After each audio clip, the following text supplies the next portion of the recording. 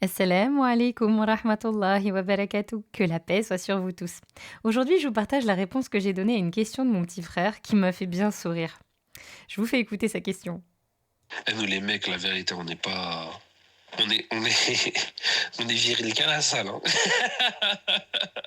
Parce que quand on commence à avoir un rhume, wallah, on est des chochottes.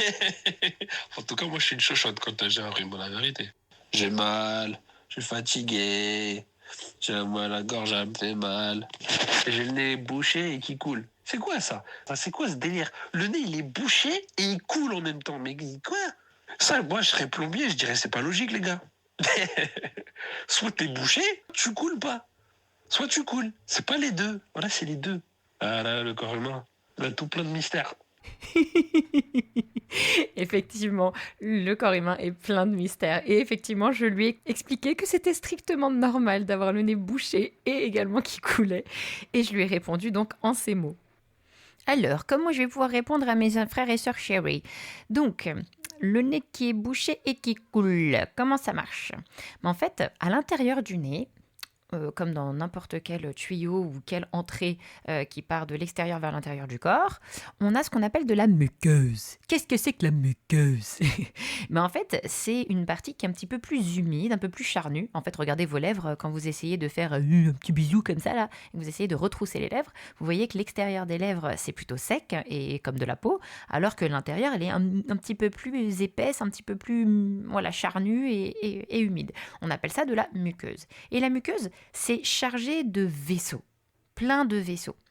Et ces vaisseaux, au niveau du nez, eh bien, ils vont s'inflammer, enfin, ils vont se dilater, on appelle ça la vasodilatation. Et ces petits vaisseaux-là, en fait, ils ont des tout petits trous sur la longueur en fait du vaisseau. Il y a des petits trous.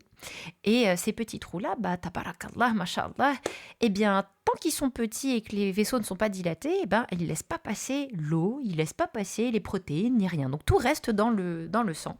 Donc il n'y a rien qui sort. Mais quand il y a une inflammation, parce qu'il y a une intrusion ennemie, les intrusions ennemies, c'est quoi? Les allergènes, donc c'est ce qui médit les allergies, les virus, les bactéries, ou même un traumatisme. Hein. C'est pour ça, faut pas trop faut pas se décrotter le nez, faut pas trop aller curer le nez parce que ça peut aussi s'inflammer, ça peut saigner aussi au passage. Et donc à ce moment-là, le corps va réagir. Allahu Akbar. Qu'est-ce qui va se passer? Les vaisseaux vont se dilater. Et quand les vaisseaux ils gonflent, en fait les petits trous ils s'ouvrent. Et donc, quand les petits trous ils s'ouvrent, ce qui est à l'intérieur du vaisseau va pouvoir sortir. Et qu'est-ce qui va sortir? Ça va être les anticorps, ça va être les protéines de l'inflammation. En gros, l'artillerie lourde du système immunitaire qui vient défendre le terre-terre. Hein, parce que typiquement, qu'est-ce que c'est le nez? C'est une sentinelle. En fait, c'est une tour sentinelle pour éviter que tous ces virus et ces choses pas sympas rentrent plus loin dans le corps. Donc, c'est un super rempart qu'Allah nous a donné. Et donc, quand la muqueuse s'épaissit, s'inflamme plutôt, en fait, le liquide va sortir des vaisseaux et va donner, surtout alors quand c'est le cœur de la bataille là, et qu'on est à 39 de fièvre et qu'on va vraiment pas bien, c'est à ce moment-là qu'il va y avoir du liquide qui va sortir des vaisseaux au niveau du nez, de la muqueuse, et qui va donner de la morve. Et cette morve va être de plus en plus liquide si effectivement on est en pleine bataille. Et donc ça va couler, ton nez va couler. Sauf que, je vous ai dit que les vaisseaux, ils doivent se dilater. On est d'accord qu'un vaisseau qui se dilate, il lui faut de l'espace en fait pour se dilater. Il ne va pas se dilater en prenant pas plus de place. Donc, quand il va se dilater, tous ces vaisseaux-là, ils vont faire épaissir la muqueuse. Et donc, la muqueuse, c'est la paroi de ta narine. Et jusqu'à preuve du contraire, la narine, c'est pas un gouffre avec un diamètre infini. C'est un diamètre qui est tout petit. Et donc, les parois, gauche et droite, là, vont s'inflammer.